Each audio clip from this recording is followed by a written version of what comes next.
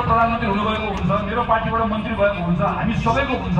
अनि पहिला जब मैले शेरबहादुर देउवाको हुन्छ, गगन थापाको हुन्छ, हाम्रो हुन्छ, प्रदीप पौडेलको हुन्छ भनिसके पछाडिको अनि बल्ल मैले केपी ओलीको हुन्छ, पुष्पकमल दाहाल प्रचण्डको हुन्छ भन्न मिल्ला, भन्न सुहाउला।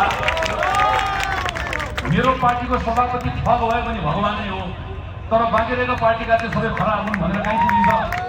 पुगिँदैन नि त। सबैजना हामीले आफ्नो ठाउँमा पनि प्रश्नहरू पनि गर्नुपर्छ।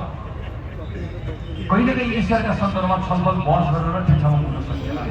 त्यसैले मेरो यहाँको समयसँग अनुरोध छ, तपाईँहरूले जम्मा 1 दिनको समय बाँकी छ। यही 1 दिनको समय कोलाहल छैन, यो कोलाहललाई तपाईँहरूले सबै मिलेर चिर्नुपर्छ। हामीले 2064 सालको सम्झाउनुहोस्, 2064 सालमा यही 6 नम्बरको निर्वाचन क्षेत्र सम्झाउनुहोस्। यही 6 नम्बरको निर्वाचन क्षेत्रमा काठमाडौँका कतिपय निर्वाचन क्षेत्रमा त्यो बेला भित्तामा के लेखिएको थियो? पुरानो मुर्दाबाद नयाँ जिन्दाबाद। के लेखिएको थियो? पुरानो मुर्दाबाद नयाँ जिन्दाबाद।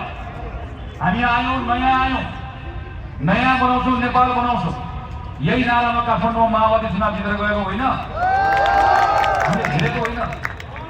हामीले पुरानो र नयाँ, त्यो बेलामा माओवादी नयाँ थियो, आज माओवादी पुरानो भयो।